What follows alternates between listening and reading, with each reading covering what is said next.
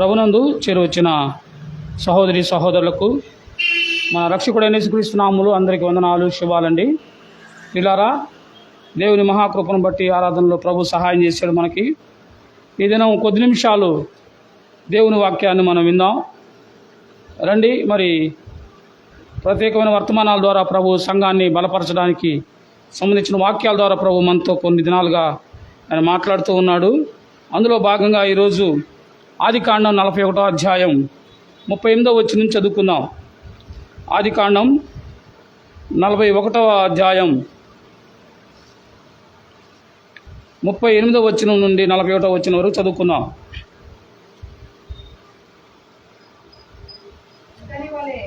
ఇతని వలె దేవుని ఆత్మగల మనుషుని కనుగొనగలమా అని అనెను.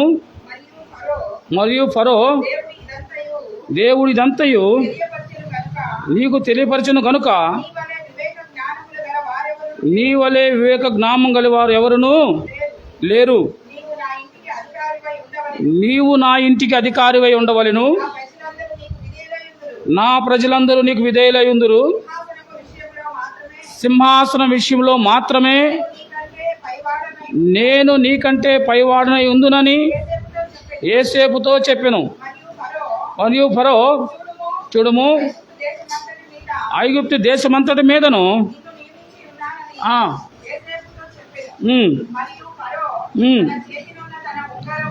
తన చేతినున్న తన ఉంగరమును తీసి యోసేపు చేతికి పెట్టి సన్నపు నార బట్టలు అతనికి తొడిగించి అతని మెడకు బంగారు గొలుసు వేసి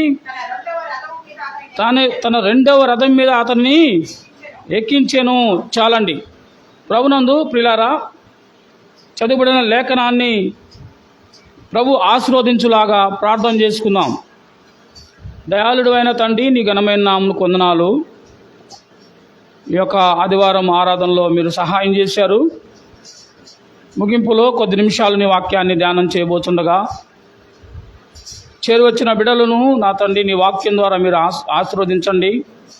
నీ మాటలు నా తండ్రి మాట్లాడబోతున్న వాడును అల్పుడున్న ఆయన నన్ను మరుగు చేసి నీ వాక్యం ద్వారా మాతో మాట్లాడమని ఆయా ప్రాంతాల నుంచి నా తండ్రి సోషల్ మీడియా నుంచి సంఘంలో చేరి తలలు వంచి ప్రార్థిస్తున్న ప్రతి బిడ్డను నీ వాక్య వెలుగులో ఆశీర్వదించి నీ వాక్యం విని తండ్రి నాయన వారు మేలు పొందులాగా సహాయం చేయమని మీరే మాట్లాడమని యేసుక్రీస్తు నామములో అడుగుతున్నాం తండ్రి, ఆమెన్.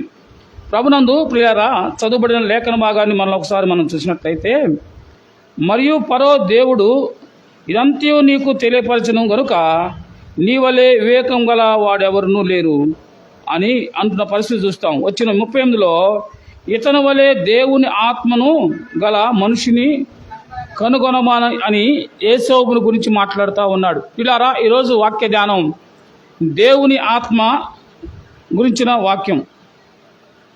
దేవుని ఆత్మ, దురాత్మ. దేవుని ఆత్మ గురించి లోకంలో ఎన్నో అపోహలు ఉన్నాయి. చాలామంది ఆత్మ వచ్చిందని, ఆత్మ వచ్చాడని, ఆత్మ దిగిరమ్మని, ఆత్మ నిలబడమని, ఆత్మని ఏం చేస్తూ ఉన్నారంటే వారు శాసిస్తూ ఉన్న పరిస్థితుల్లో లోకంలో తెలియక, వాక్యం తెలియక చాలామంది ఆత్మని గైడ్ చేస్తున్నారు, ఆత్మని శాసిస్తున్నారు. దేవుణ్ణి మనం ఎవరో శాసించగలమా?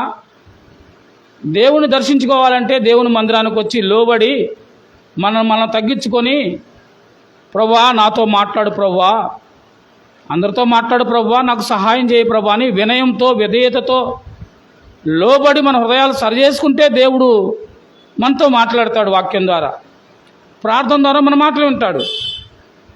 కానీ అలా కాకుండా ఒక సర్వెంట్ని మాట్లాడినట్టు, ఒక చిన్నపిల్లని మాట్లాడినట్టు, ఒక పనికిమాలని మాట్లాడినట్టు దేవుణ్ణి గద్దించడం ఎంతవరకు సమంజసం? లోకంలో వాక్యం వెనక ఇలాంటి పరిస్థితులు ఉన్నాయి. మనకి లోకం జోలు, సంఘాల జోలు మనకొద్దు. మనం ఏదైతే వాక్యం చదువుతున్నామో, వాక్యం ద్వారా ప్రభు మనతో ఏం మాట్లాడుతున్నాడో దాన్ని మనం నేర్చుకుందాం. ఒకరి గురించి మాట్లాడుకొని మన సమయం వేస్ట్ చేసుకోవడం కంటే దేవుడు అనే సంగతులు మనం క్లుప్తంగా చూద్దాం ఉన్న సమయంలోనే. మనందరం కూడా నమ్మేది ఒకే ఒక దేవుడు. చెప్పండి, మనం దేవుడు ఎంతమంది నమ్ముతాం? ఒకే దేవుడు, కానీ ఆయన ముగ్గురు వ్యక్తులుగా ఆయన కనిపిస్తాడు.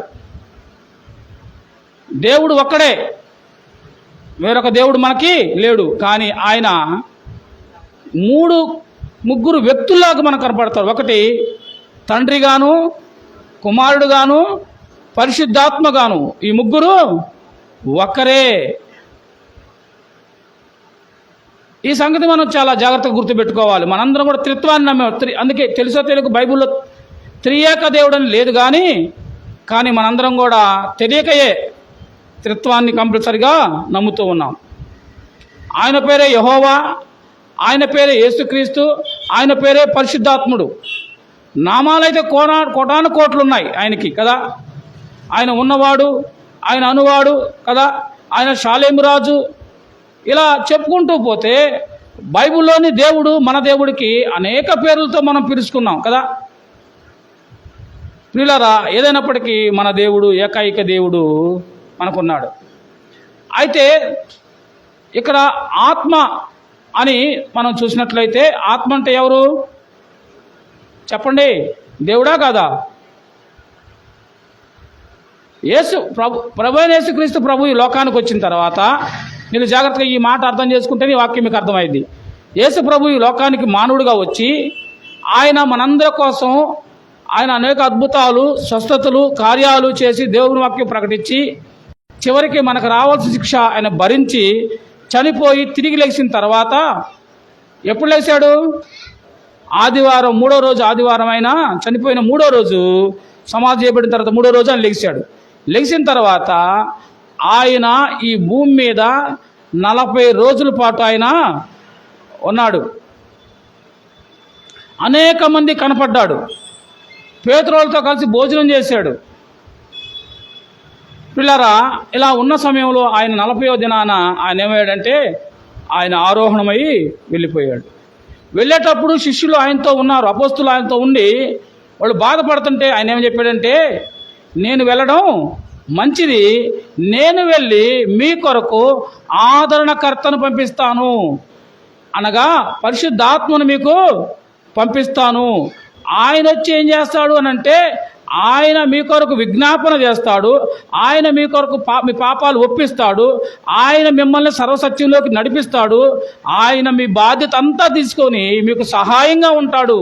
మీకు సహాయంగా ఉండడం కొరకు నేను ఎవరు పంపిస్తాను? పరిశుద్ధాత్మను పంపిస్తాను.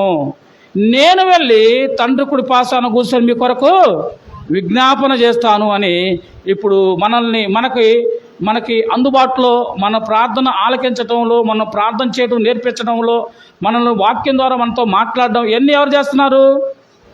పరిశుద్ధాత్మ దేవుడు కదా. ఆయన మనతో మాట్లాడుతూ ఉన్నాడు వాక్యం ద్వారా. ఆయన మనకు ప్రార్థన నేర్పిస్తున్నాడు, మన ప్రార్థన ఆలకిస్తూ ఉన్నాడు. ఆయన వచ్చి మన పాపాలను మనల్ని ఒప్పింపజేస్తాడు. కనుక ఆత్మ ద్వారా నడిపింపు పొందేవారు ఎలా ఉంటారు, ఆత్మ ద్వారా నడిపింపు ఎవరు పొందుతారు అని చూస్తే, ఆత్మ అందరికీ ఉండిద్దా? భూమి మీద సుమారుగా 800 కోట్ల పైనే జనాభా ఉన్నారు. వాళ్ళందరూ ఆత్మ కలిగిన వాళ్ళేనా? ఏమండి? లేకపోతే భూమి మీద జంతువులు, పక్షులు ఉన్నాయి, వాటికి ఆత్మ ఉందా? ఉండవు. అవి కేవలం ఒక పురుగులు, ప్రాణులు, ఆ జీవులు అవి ఉన్నంత వరకు ప్రాణంతో ఉంటాయి, చనిపోతే అవి గాల్లో ప్రాణం కలిసిపోతుంది. కానీ మానవుడి విషయంలో అలా కాదు. మానవుడిలో 3 రకాల ఉన్నాయి, ప్రత్యేకమైన దేవుడు ఏర్పాట్లు చేశాడు. ఒకటి ఆత్మ, 2 ప్రాణం, 3 శరీరం కదా. ప్రాణం అనేది కూడా ఏమండి దేవుడు మానవుకి ఇచ్చింది, జీవింపజేసింది. ఆత్మ అనేది దేవుని ద్వారా వచ్చేది.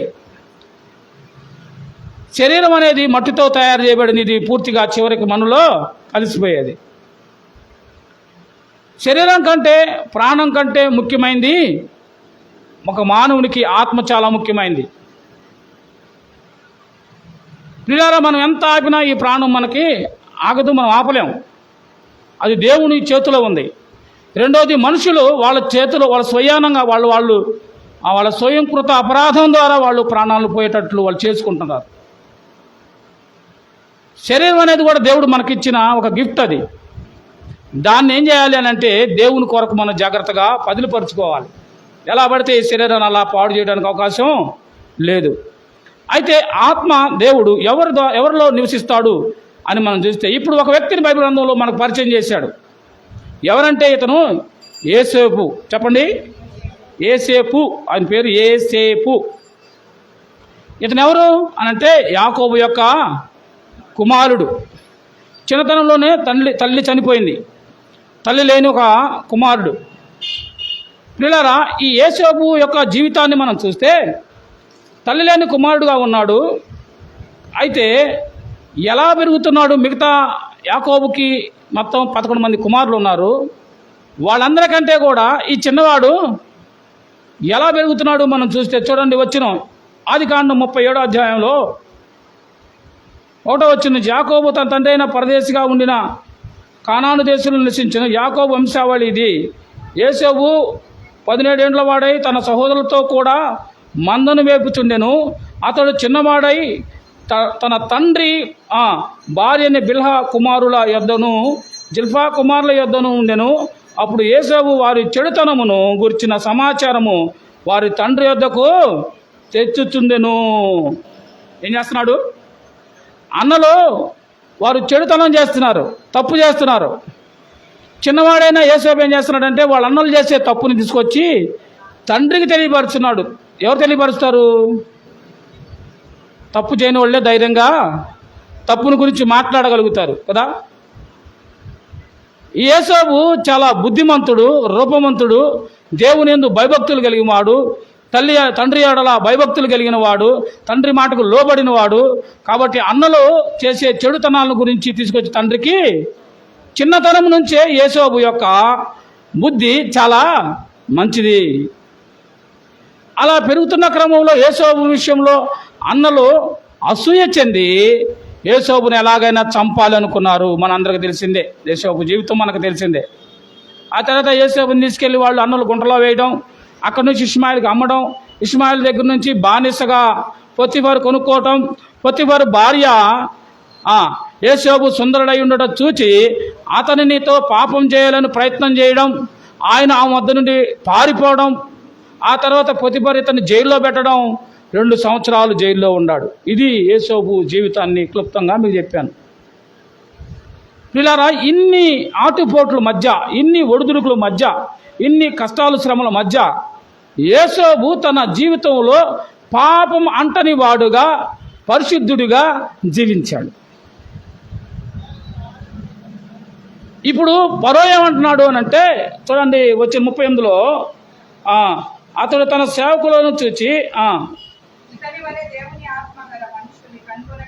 ఇతని వలె దేవుని ఆత్మ కలిగిన మనుషుడు మనం కనుక్కోలేవు. అంటే యేసేపు ఏ ఆత్మ కలిగిన వాడు? దేవుని ఆత్మ కలిగి ఉన్నాడు. దేవుని ఆత్మ కలిగి ఉండడం అనేది ఊరికి ఆశమాశగా వచ్చేది కాదు. ఎవరు పడితే వాళ్ళలో దేవుని ఆత్మ ఉండదు. లోకంలో జీవించేవారిలో, పాపంలో జీవించేవారిలో దేవుడు ఆత్మ ఉందంటే కుదరదు. మేము ప్రార్థనకి వెళ్తున్నాం కదా, మేము బైబిల్ తీసుకుని వెళ్తున్నాం కదా, మేము ఆరాధనలో బల్లలో చేవేస్తున్నాం కదా, మాలో కూడా దేవుడు ఆత్మ ఉన్నాడు అని అంటే కుదరదు. మన యొక్క బ్రతుకు మారకుండా, మన హృదయం శుద్ధి లేకుండా దేవుడు ఆత్మ మన హృదయంలో నివాసం చేయదు. దేవుడు మనలో నివసించాడున్నాడు అని అంటే అర్థమైందంటే మన క్రియలే అర్థమవుతాయి, మన మాటలు అర్థమవుతాయి, మన ప్రవర్తన అర్థమైంది. దేవుడు మన హృదయంలో ఉన్నాడు అంటే మన చూపులు వేరుగుంటాయి, మన మాటలు వేరుగుంటాయి, మన ప్రవర్తన వేరుగా ఉంటుంది కదా. మనం చూడంలో ఏం చెప్పాలా? నువ్వు యేసుక్రీస్తుని నమ్మిన బిడ్డవి సోదరి, నీకు వందనాలని చెప్పగలి చేతులకి మొక్కగలిగేటట్లుగా మనం ఉన్నామా? ఎందరిలో దేవుని ఆత్మ ఉందో, ఎందరిలో దేవుని ఆత్మ లేదో వాక్యం ద్వారా ప్రభు మాట్లాడుతున్నాడు. యేషోబు అన్నాడు, ఇతను వంటి యేషోబుని గురించి ఫరో చెప్తున్నాడు, ఇతను వంటి దేవుని ఆత్మ కలిగిన వాడు ఎవరు లేడు. ఎలా అయ్యాడు ఇతడు దేవుని ఆత్మ కలిగిన వాడంటే, ఇతడు తండ్రి ఇంటిలో నమ్మకంగా ఉన్నాడు, అలాగే అన్నదమ్ముల దగ్గర నమ్మకంగా ఉన్నాడు, అలాగే పొతిఫర్ ఇంట్లో నమ్మకంగా ఉన్నాడు, అలాగే జైల్లో నమ్మకంగా ఉన్నాడు. తన జీవితం అంతా నమ్మకానికి మారుపేరుగా యోసేపు ఉన్నట్టు మనం చూస్తూ ఉన్నాం.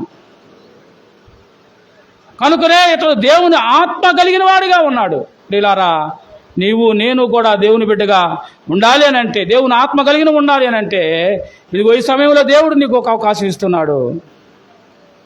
నీవు నూతన నిబంధనలో సంఘంలో నీవు ఉన్నావు, ప్రభు బిడ్డగా నీవు ఉన్నావు. నీవు దేవుని ఆత్మ పొందుకోవాలంటే మన హృదయాలను మనం ఏం చేయాలా? శుద్ధి చేసుకోవాలి. మనలో ఉన్న లోపాన్ని, పాపాన్ని ఒప్పుకొని విడిచిపెట్టాలి. రాత్రి యోసేపు దేవుని ఆత్మ కలిగిన వాడు కాల. తన చిన్నతనం నుంచి యోసేపు దేవుని యందు భయభక్తులు కలిగిన వాడు, తండ్రి ఎడల విధేయత కలిగిన వాడు కదా. తన ముందు ఎన్ని రకాల శోధనలు వచ్చినాయో. డబ్బు అనే భయంకరమైన ఆఫర్ వచ్చింది పొతిఫరు ఇంట్లో. ఏమండి, ఆస్తి మొత్తం ఇతరుగా అప్పగిచ్చాడు. చివరికి భార్య ఏం చేసింది తెలుసా? ఈ చక్కని వాడైన ఈ కుర్రాడిని చూసి కన్ను వేసి ఇతనితో పాపం చేయాలని అనుదినం అతను శోధిస్తుంది. అక్కడ ఎవరు లేడు, యజమానుడు లేడు. అక్కడ యోసేపుకి అడగడానికి తండ్రి లేడు, తల్లి లేదు, అన్నదమ్ములు లేడు. వాళ్ళ ఊరు కాదు, వాళ్ళ దేశం కాదు. యోసేపు ఏం చేసినా చూసేవాళ్ళు లేరు, ఎవరు చేసేవాళ్ళు లేరు. కానీ ఎవరికి భయపడుతున్నాడు యోసేపు? ఏమండి, యోసేపు అన్నం లేరని, ఊరు కాదని, బంధువులు లేరని, స్నేహితులు లేరని కాదు. యోసేపు దేనికి భయపడుతున్నాడంటే దేవునికి భయపడుతున్నాడు. ప్రియులారా, దేవునికి భయపడినప్పుడు లోకంలో ఎక్కడన్నా నీవు దేవుని యొక్క కన్ను అక్కడ ఉంటుంది. ఆకాశంలో విమానంలో వెళ్తున్నావా? దేవుని కన్ను అక్కడ ఉంది. సముద్రంలో ఓడలో వెళ్తున్నావా? దేవుని కన్ను. నీ ఇంటిలో నీ గదిలో తలవేసుకుని ఉన్నావా? దేవుని దృష్టి అక్కడ ఉంది. ఆయన సమస్తాన్ని చూడగలిగిన దేవుడు. యోసేపు ఎలాగా దేవుని ఆత్మ కలిగిన వాడయ్యాడంటే, దేవుడు ఉన్నాడని నమ్మినవాడు, దేవుడు చూస్తున్నాడనే భయం భక్తి కలిగిన వాడు. కనుకనే యోసేపు తన పవిత్రతను కాపాడుకున్నాడు. ఎవరో చూస్తారని, ఎవరికో భయపడి కాదు. అందరికంటే ముందు భయపడాల్సింది దేనికండి చెప్పండి? ఇలా నాకెళ్ళి చూడండి. ఎవరికి భయపడాలి మనం? దేవునికి భయపడాలి. దేవుడు నన్ను చూస్తున్నాడనే ఆ జ్ఞప్తిలో మనం ఉండాలి. ఎప్పుడు కూడా దేవుడు నా పక్కన ఉన్నాడు, నన్ను చూస్తున్నాడనే ఆ యొక్క నిశ్చయత నీవు కలిగి ఉంటే, నీవు నేను ఎట్టి పరిస్థితుల్లో లోక సంబంధించిన బంధకాల్లో చిక్కుకోం. యోసేపు దేవుని యందు భయభక్తులు కలిగి ఉండడం ద్వారా, దేవుని ఆత్మ పొందుకోవడం ద్వారా ఇన్ని కష్టాలు పడ్డా ఆ దేవుడు ముగింపు యోసేపు జీవితాన్ని ఎలా ఇచ్చాడని చూస్తే, వచ్చిన 38లో రాజు ఒక కలగన్నాడండి. ఆ కలగని ఆ కలభావం చెప్పేవాళ్ళు ఆ దేశంలో ఎవరూ లేరు. అలాంటి సందర్భంలో ఈ కళ చెప్పకపోతే ఉన్న వాళ్ళందరినీ చంపేస్తానన్నాడు. కళ చెప్పాలా, కలభావం చెప్పాలా అని అన్నాడు. వాళ్ళ దగ్గర ఉన్న పండితులందరూ అన్నారు, అయ్యా నువ్వు కళ చెబితే మేము భావం ఎట్టగట్ట చెప్పగలుగుతాం అని అంటున్నారు. ఎక్కడ ఇది? దానియేలు అనుకుంటా కదా. అయితే ఇక్కడ కళభావాన్ని చెప్పడానికి సంబంధించిన ఆజ్ఞ చేసినప్పుడు, ఇక్కడ జైల్లో ఉన్నప్పుడు పానగాయకుడు భక్ష్యకారుడు అని ఇద్దరున్నారు. వాళ్ళిద్దరికి కూడా ఈ యొక్క యేసోబు ఏం చేశాడే, వాళ్ళ కళభావాలు చెప్పాడు. అన్నాడు, మీ కళభావాలు నెరవేరిన తర్వాత నన్ను జ్ఞాపకం చేసుకోమంటే ఆ వ్యక్తి మర్చిపోయాడు. 2 సంవత్సరాల తర్వాత ఇప్పుడు రాజు కలగన్నప్పుడు గుర్తొచ్చింది. ఎవరికండి? పానదాయకుడు అంటే రాజు గిన్నెందిచ్చేవాడు. భక్ష్యకారుని చంపేశారు తప్పు చేశాడని. పానదాయకుడు గుర్తొచ్చి, రాజా జైల్లో ఒక అతను నాకు తెలుసు, అతడు దేవుని ఆత్మ కలిగిన వాడు, అతడు కళల గురించి, కళల భావాల గురించి బాగా చెప్తాడు అన్నప్పుడు అతను తెప్పించాడు. అతను తెప్పించి ఆ యొక్క రాజు ముందు నుంచే పెట్టినప్పుడు ఇప్పుడు చక్కగా అతని కళను, కళ భావాన్ని చక్కగా వివరించాడు. రాజుకు ఒక్కసారి మైండ్ పోయింది. ఇప్పుడు అంటున్నాడు, ఇతడు దేవుని ఆత్మ కలిగినవాడు. తర్వాత అంటాడు, సరే ఒక సమస్య వస్తుంది. ఏం చెప్పాడంటే, రాబోయే 7 సంవత్సరాలు భయంకరమైన కరువు రాబోతుంది, వర్షాలు వస్తాయి బాగా 7 సంవత్సరాలు, ఆ తర్వాత 7 సంవత్సరాలు కరువు వచ్చిందని అన్నాడు. ఇప్పుడు రాజు అన్నాడు, సరే నువ్వే చెప్పావు కాబట్టి దీని పరిష్కారం కూడా నువ్వే చెప్పాయా అని అన్నాడు. పై వచనాల్లో మనం చూడొచ్చు. ఇదే 38వ అధ్యాయంలో పై వచనాలకు వెళ్తే 32వ వచ్చిన 31వ వచనంలో చూస్తే, దాని తర్వాత కరువు చేత దేశమందు ఆ పంట సమృద్ధి చేయబడిపోవును, ఆ కరువు మిక్కిలి భారంగా ఉండను అనే సంగతి చెప్పాడు. చెబితే ఇప్పుడు రాజు అన్నాడయ్యా, ఈ కరువు సమయంలో మరి ఏం చేయాలో ఇది కూడా నువ్వే చెప్పు, ఎందుకంటే ఇంత జ్ఞానం కలిగిన వాడు ఇంకెవరు లేరు, దేవుని ఆత్మ కలిగిన వాడు నువ్వే కాబట్టి పరిష్కారం కూడా నువ్వే చెప్పాయా అని అన్నాడు. పిల్లారా, పరిష్కారం చెప్పాడు, బాధ్యత కూడా అతనికే అప్పగిచ్చాడు. 7 సంవత్సరాలు విస్తారంగా పంట వేశారు, పంట పండింది. ఆ పంట మొత్తాన్ని ధాన్యాన్ని దాచిపెట్టి మిగతా రాబోయే కరువులో దాన్ని జాగ్రత్తగా వాడమని సలహా ఇచ్చాడు. ఆ బాధ్యత కూడా మరి ఈ యొక్క రాజు ఎవరు అప్పగిచ్చాడు? యోసేపుకై ఈ బాధ్యత అప్పగిచ్చాడు. పిల్లారా, ఎంత చక్కని అవకాశం. ఎక్కడున్నా యోసేపు? ఎక్కడున్నాడు? ఐగుప్తులో కూడా జైల్లో ఉన్నాడు కదా. ఎక్కడున్నాడు? జైల్లో ఒక ఖైదీగా ఉన్న యోసేపు ఈరోజు ఏమైపోయాడు? ఫరో ఎంత చక్కని మాటలు చెప్పాడు చూడండి. ఆ మాటలు మనం వింటే దేవుడు తన బిడ్డలను ఎలా హెచ్చిస్తాడు అని చక్కగా మనకు అనిపిస్తుంది కదా. చదవండి 41. మరి ఐగుప్తు దేశం అంతటి మీద నిన్ను నియమించి ఒకటేం చేశాడు? ఐగుప్తు దేశం మీద అతన్ని పెద్ద అధికారిగా నియమించాడు. 2, ఫరో తన చేతి ఉంగరమును తీసి యోసేపు చేతికి పెట్టాడు. ఉంగరం దేని గుర్తుగా అంటే అధికారానికి గుర్తు, బంగారం అధికారానికి గుర్తుగా ఉంది. రాజులు ధరించేది. రాజు యొక్క శాసన ముద్రను తీసి ఎవరికి ఇచ్చాడు? యోసేపుకి ఇచ్చాడు. ఇక్కడ ఆగుదాం ఒక్క నిమిషం. పిల్లారా, ఇదే సంగతి మనం ఎస్తేరు గ్రంథంలో చూస్తాం. ఎస్తేరు గ్రంథంలో హామాను చేతికి ఈ రాజ ఉంగరం ఇచ్చాడు ఎవరు? అహష్వేరోషు చక్రవర్తి. ఈ ఉంగరం తీసుకొని ఈ వ్యక్తి ఏం చేశాడు అని అంటే కుట్ర చేసి యూదులందరూ చంపడానికి పన్నాగం పన్నాడు. నమ్మి అహష్వేరోషు హామానుకు బాధ్యత అప్పగిస్తే హామాను ఆ యొక్క బాధ్యతను, ఆ రాజ ఉంగరాన్ని తీసుకొని దేవుని బిడ్డలను ఏం చేయాలనుకుంటూ ఉన్నాడు? దేవుని బిడ్డలను పాడు చేయాలని భయంకరమైన చట్టం చేశాడు. పిల్లారా, యోసేపు అలాంటి వాడు కాదు, నమ్మకమైన వాడు. యోసేపుకి ఏమి ఇచ్చాడు? ఫరో ఐగుప్తు మీద ఒక అధికారిగా నియమించాడు. 2, తన రాజ ఉంగరాన్ని తీసి అతని చేతికి అప్పగి పెట్టాడు. 3, సన్నపు నారబట్టలు అతనికి తొడిగించాడు. 4, అతని మెడకు బంగారు గొలుసు వేయించాడు. 5, తన 2 రథముల మీద అతన్ని ఎక్కించాను. అప్పుడు చూసారా, రాజు ఏమన్నాడంటే, అయ్యా ఇదిగో నేను రాజుగా ఉన్నాను కానీ పేరుకు మాత్రమే నేను, అధికారం అంతా నీదే, రాజ ఉంగరం నీకే ఇచ్చేసా, నువ్వు ముద్రేస్తే ఇది శాసనం, ఇంకంతే, నువ్వు ఏది చెబితే అదే, నాతో పాటు నీకు కూడా రథాన్ని ఇచ్చాను, నువ్వు రాజులాగా నువ్వు ఇక ఈ రాజ్యాన్ని ఏలని. తన రాజ్యాన్ని అంతా తీసుకెళ్ళి ఎవరి చేతిలో పెట్టాడు? యేసేపు చేతిలో పెట్టాడు. పిల్లారా, ఈరోజు యేసుక్రీస్తు ప్రభు ఆయన రాజ్యంలో చేర్చుకోవడానికి నిన్ను నన్ను ఆయన నీ కొరకు నా కొరకు ఏం చేశాడు? ఆయన ప్రాణం పెట్టాడు. నేను వెళ్తున్నాను, మీ కొరకు ఆదరణకర్తను పంపిస్తున్నాను, నేను వెళ్ళి తండ్రి వద్ద మీకోసం స్థలాన్ని సిద్ధం చేస్తాను, అనేక నివాసాలు సిద్ధం చేస్తాను.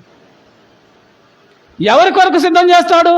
ఎవరికి ఇస్తారు ఈ నివాసాలు అని అంటే, పిల్లారా, యేసుక్రీస్తు ప్రభువుని నమ్మిన వారికి ఇస్తాడు. యేసుక్రీస్తు ప్రభుని సొంత రక్షకుడుగా అంగీకరించిన వారు ఆయన ఆత్మ కలిగిన వారై విన్నారు. ఇప్పుడు అర్థమైందా?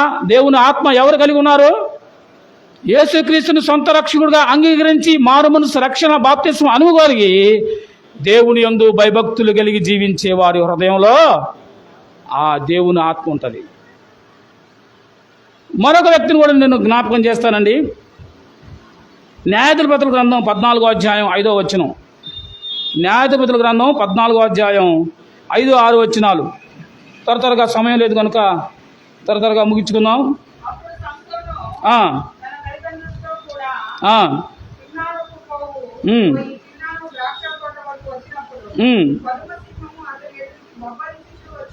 ఆ,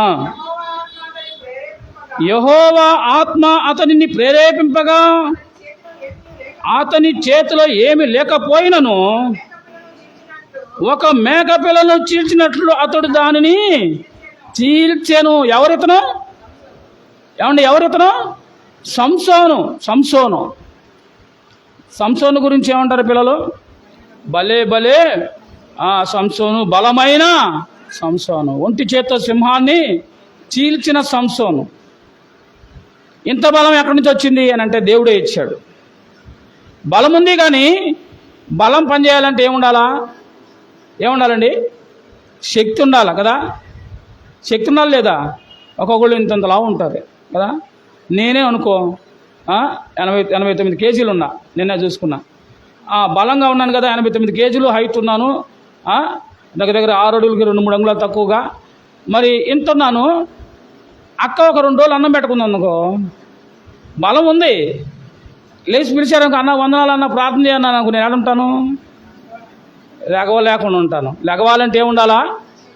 శక్తి ఉండాలి. బలం ఉంటే బలంతో పాటు శక్తి ఉండాలి. ఈ సంసోను ఆజానుభావుడు, బలమైన ధీరుడు, దేవుని యొక్క ఏర్పాటులో ఉన్నవాడు, దేవుడు ప్రత్యేకించిన వాడు.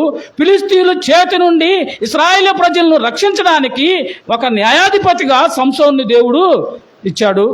ఇప్పుడు ఈ న్యాయాధిపతి అయిన సంసోను తన బలాన్ని, దేవుడి ఆత్మశక్తిని, దేవుని బిడ్డలను కాపాడడానికి ఉపయోగించాల్సిన సంసోను ఏం చేశాడో మనం చూద్దాం.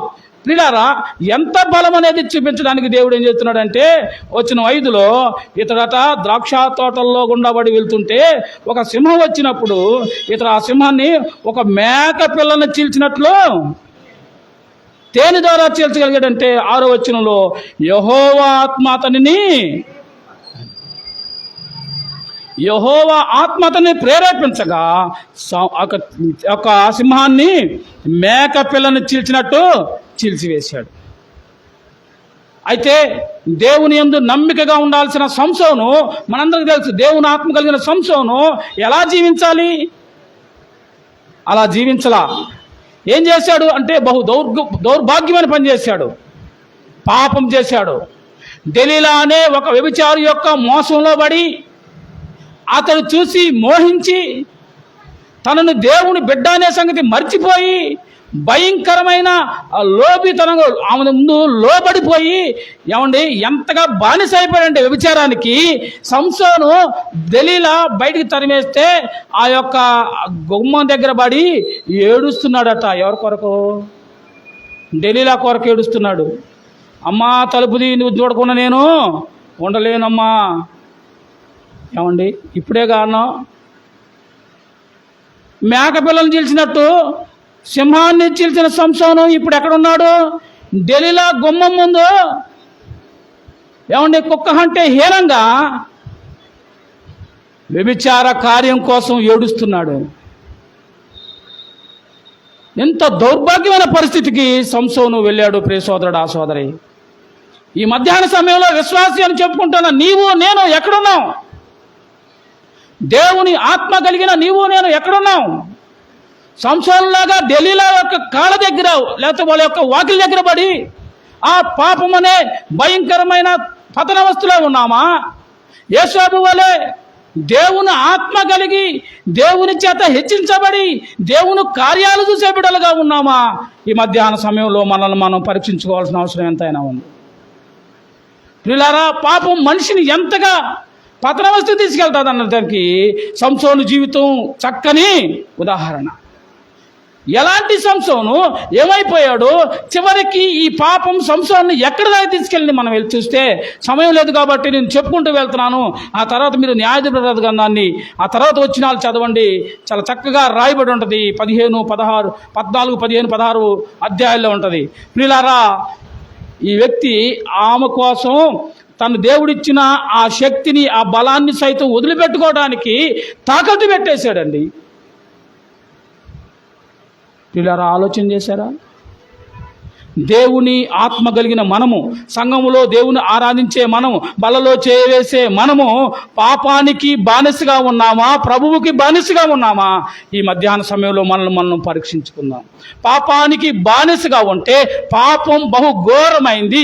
అది నిన్ను మరణం వరకు విడిచిపెట్టదు, నీ అంతం చూసే వరకు విడిచిపెట్టదు, నీ జీవితాన్ని నాశనం చేసే వరకు విడిచిపెట్టదు. సంసోను జీవితం మనకి ఉదాహరణ. నువ్వు దేవుని బిడ్డగా ఉన్నట్లయితే, దేవుని కొరకు సాక్షిగా ఉన్నట్లయితే, దేవుని బిడ్డగా దేవుని ఆత్మ కలిగి లోక సంబంధించిన పాప కార్యాలు, లోక సంబంధించిన క్రియలకు దూరంగా నువ్వు పారిపోయినట్లయితే, యోబును దేవుడు హెచ్చించి ఎక్కడ కూర్చోబెట్టాడు? సింహాసనం మీద కూర్చోబెట్టాడు. రాజదండాన్ని ఇచ్చాడు, ఉంగరాన్ని ఇచ్చాడు, సన్నపు నార బట్టలు ఇచ్చాడు, రథాన్ని ఇచ్చాడు, వస్త్రాలు ఇచ్చాడు. ఏమండి, నేను పేరుకే రాజును కానీ నీవే ఈ రాజ్యాన్ని అంతా పరిపాలించు. ప్రియులారా, ఆ దేవుని రాజ్యములో, ఆ పరలోకములో, ఆ పరలోక పట్టణములో నీవు ఉండాలన్నదే దేవుని యొక్క ఉద్దేశం. చిన్న చిన్న ఆశలకు, చిన్న చిన్న కోరికలకు, చిన్న చిన్న అవసరాలకు ఈ లోకంలో ఉండే అన్ని చిన్నయేనండి. పరలోకంతో పోలిస్తే దీని కొరకు నువ్వు దేని నమ్ముకుంటున్నావు? దీని కొరకు నువ్వు దేనికి తగడు పెడుతున్నావు? విశ్వాస జీవితాన్ని, నీ భక్తి జీవితాన్ని. దేవుని బిడ్డగా నీవు లోకంలో, పరలోకంలో సంతోషంగా యుగయుగాలు గడపాల్సిన నీవు నేను ఎక్కడున్నావు ఒకసారి పరీక్షించుకుందాం. సంసోను పరిస్థితి ఏమైపోయిందంటే, చివరికి డెలీలా అతని తొడ మీద పడుకోబెట్టి, ఎంత భయంకరమండి! ఒక వ్యభిచారి ఆమె, ఎవరు? డెలీలా. ఆమె తొడ మీద దైవజనుడు, దేవుని ఆత్మ కలిగిన వాడు, భలే సంసోను, బలమైన సంసోను, సింహాన్ని చీల్చిన సంసోను డెలీలా తొడ మీద పడుకొని ఉంటే, మద్యపానం దాగిచ్చి, మందు దాగిచ్చి, ద్రాక్షరసం దాగిచ్చి పడుకోబెడితే, ఏదైతే నాజీరు చేయబడిందో ఆ తలంతా గొరిగేసింది, ఆమె గుండు గొరిగేసింది. ఇప్పుడు దేవుని ఆత్మ సంసోను విడిచి వెళ్ళిపోయింది. ఇప్పుడు సంసోను పేరుకే బలం ఉంది కానీ శక్తి, దేవుని ఆత్మ లేదు. ఫిలిష్తీయులు వచ్చారు. ఈ సంసోన్ని ఇప్పుడు ఏదైతే సింహాన్ని చీల్చాడో అలాంటి సింహం లాంటి సంసోను ఇప్పుడు మేక పిల్లలాగా, లేకపోతే కుక్క పిల్లలాగా అయిపోయి వాళ్ళని తాళ్ళు వేసుకొని తీసుకెళ్ళి ఆడుకుంటున్నారు. దాగోను గుళ్ళో సంసోనుతో చిన్న చిన్న పిల్లలందరూ కర్రలతో కొట్టి, ఎగతాళి చేసి, ముళ్ళుతో గుచ్చి నవ్వుకుంటున్నారండి. మొట్టమొదట సంసోనుకు వచ్చిన శిక్ష ఏందో తెలుసా? చెప్పగలరు ఎవరైనా? సంసోనుకి మొట్టమొదట శిక్ష, ఏ శిక్ష వచ్చింది? ఏమండి? రైట్, వెరీ గుడ్ కమలా. ఏ కళ్ళతో అయితే చూసి పాపం చేశాడో ఆ కళ్ళే వాళ్ళు మొట్టమొదట పొడిచి వేశారు. ఏ కళ్ళతో సంసోను డెలీలాను చూసి మోహించి పాపంలో పడ్డాడో ఆ కళ్ళే పోయినాయి. ప్రియులారా, నా జీవితంలో కూడా నేను చాలా సంగతులు నేను ఈ భక్తి జీవితంలో గమనించిన సందర్భాలు చూస్తూ ఉన్నాను. మనం దేనితో అయితే పాపం చేస్తామో ఖచ్చితంగా 99% దానికే శిక్ష వచ్చింది. మనం దేనితో అయితే దేవుణ్ణి బాధ పెడతామో దానికే మొట్టమొదటి శిక్ష వచ్చింది. సంసోను జీవితం పాఠం నేర్పిస్తుంది. సంసోను కళ్ళతో చూసి మోహించి పాపం చేసిన ఆ కళ్ళు వాళ్ళు ఏం చేశారు? పొడిచి పడేశారు, తీసేశారు. ఇప్పుడు కళ్ళు లేవు, గుడ్డోడిగా ఉన్నాడు. ఎగతాళి చేస్తున్నారు, నవ్వుకుంటున్నారు, హేళన చేస్తున్నారు. ప్రియులారా, అయితే సంసోను పరిస్థితి బహు దౌర్భాగ్యమైన పరిస్థితి అయిపోయింది. సోదరుడా, ఈ మధ్యాహ్న సమయంలో దేవుడు నీతో నాతో మాట్లాడు. ఏ స్థితిలో నీవు ఉన్నావు?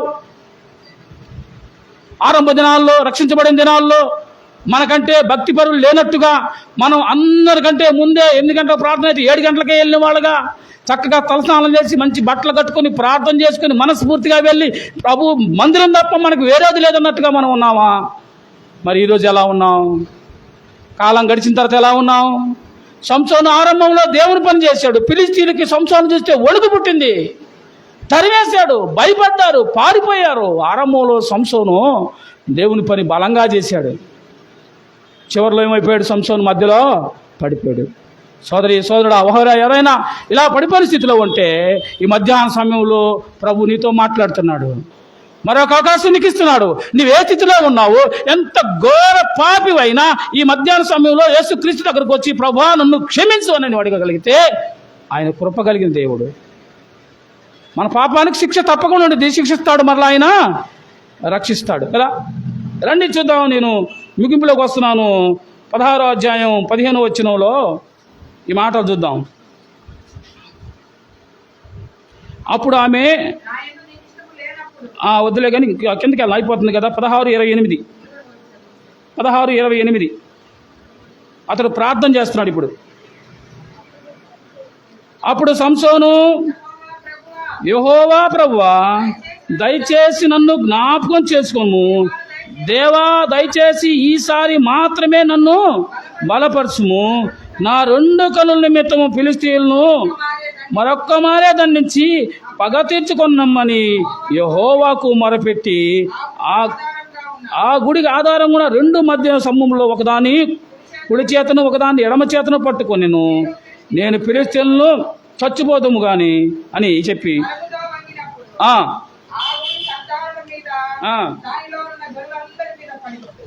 చాలండి ముగిస్తున్నాను. ప్రియులారా, అయిపోయింది. ఇప్పుడు ఏం జరిగింది అని చూస్తే జాగ్రత్తగా చూడండి. చివరిగా సంసోను ప్రార్థన చేస్తున్నాడు. ఏమని? అయ్యా, ఈ ఒక్కసారికి నాకు అవకాశం ఇయ్యి. నేను చేసిన తప్పే. నేను మద్యపానం తాగకూడదు, నేను తాగాను. నేను వ్యభిచారం చేయకూడదు, నేను చేశాను. నేను పాపాత్ముని అయిపోయాను. అయినా ఒక్కసారి నా యందు కరుణించమని ఆఖరిలో సంసోను చేస్తున్నాడు. ప్రార్థన చేస్తూ మొరపెట్టి ఏడ్చి దేవుణ్ణి అడుగుతా ఏమన్నాడంటే, అయ్యా, నీవు నాకు ఇంకొక అవకాశం ఇస్తే ఏ పని నువ్వు అప్పగిచ్చావో ఆ పని నేను ఖచ్చితంగా చేస్తానని ప్రమాణం చేస్తున్నాడు. దేవుడు సంసోను ప్రార్థన ఆలకించాడు. చూసారా? చిపోరా అన్లా దేవుడు. మన దేవుడు కృప కలిగిన వాడు. అందుకని నేను కృప కలిగిన వాడు కదా అని చెప్పి మాటికి తప్పు చేస్తూ మాటికి అడగడం కూడా మంచిది కాదు. ఏం చేస్తా ఉన్నాడంటే, ఈ ఒక్కసారి అని అడిగినప్పుడు దేవుడు సంసోనుకి కోల్పోయిన బలాన్ని మళ్ళీ ఇవ్వడం మొదలుపెట్టాడు. సంసోను తన జీవితం మొత్తంలో దేవుని కొరకు శత్రువుల్ని నిర్మూలన చేసిన సంవత్సరాలన్నిటికంటే కూడా ఆఖరిలో దాగోను గుడి మొత్తాన్ని పట్టుకొని లాగేసి కూల్చేసినప్పుడు సుమారుగా 3,000 మంది ఫిలిష్తీయులు హతమయ్యారు. సంసోను కూడా తన ప్రాణాన్ని కోల్పోయాడు. కానీ ఎప్పుడు కోల్పోయాడు? ఇప్పుడు సంసోను ఎక్కడున్నాడు? సంసోను నరకంలో ఉన్నాడా, పరలోకంలో ఉన్నాడా? రండి, హెబ్రీ పత్రికలో ఉన్నాడా సంసోను? 11వ అధ్యాయం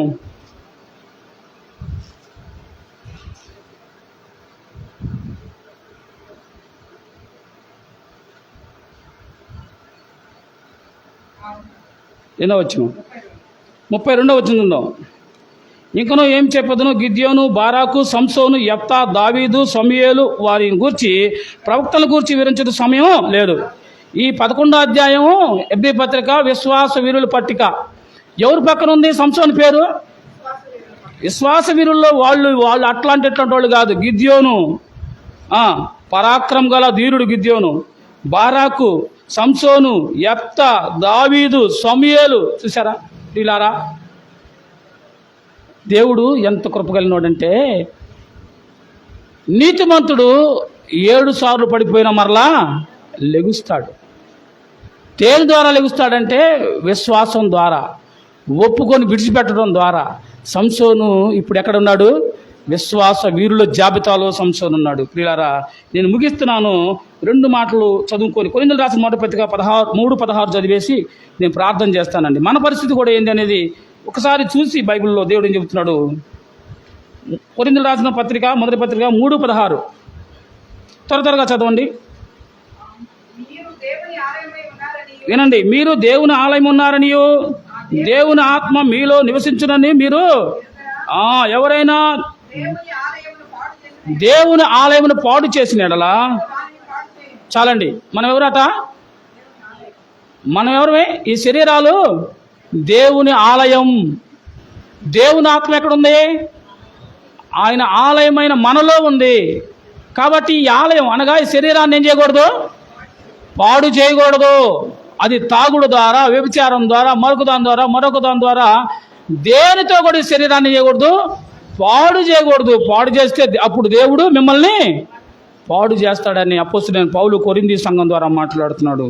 మీరు దేవుని ఆలయమై ఉన్నారని, దేవుని ఆత్మ మీలో ఉన్నదని మీరు ఎరగరా సోదరుడా, సోదరి? ఒకవేళ ఎరకపోతే ఇదిగో ఇదే మిక్కిలి అనుకూల సమయం, ఇదే రక్షణ నేను దేవుని యందు నమ్మిక ఉంచి దేవుని బిడ్డలుగా మనం దేవుని ఆలయాన్ని మనం ఏం చేయాలా? జాగ్రత్తగా చూసుకోవాలి కదా. ఈ దేవుని ఆలయంగా ఉండే శరీరంలో చేసిన పాపాలకు దేవుడు ఏం చేశాడు?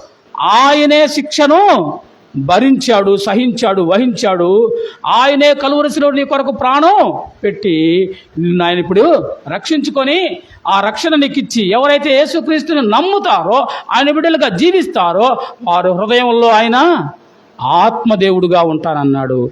అలాంటి దేవుని ఆత్మ కలిగిన వారుగా మనందరం ఉండాలని దేవుడి మాటలు దీవించి ఆశీర్వదించునుగాక. ప్రార్థన చేసుకుందాం. తల్ల వంచండి, కళ్ళు మూసుకోండి, సమయం అయిపోయింది.